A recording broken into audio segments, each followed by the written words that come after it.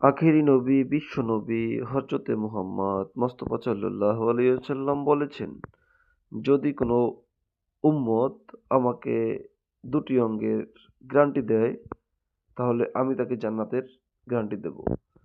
এই দুটি অঙ্গ কি?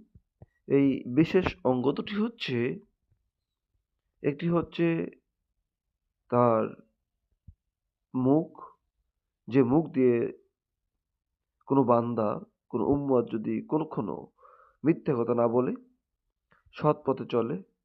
আরেকটি হচ্ছে আরেকটি বিশেষ অঙ্গ হচ্ছে তার লজ্জাস্থান। এই লজ্জাস্থানকে যদি সে হেফাজতে রাখে, সে যদি ঈমানের সাথে চলাচলতি করে, তাহলে প্রিয় নবী হযরত মুহাম্মদ সাল্লাল্লাহু আলাইহি ওয়াসাল্লাম বলেছেন, আমি নবী তাকে জান্নাতের গ্যারান্টি দিব। সুবহানাল্লাহ। যদি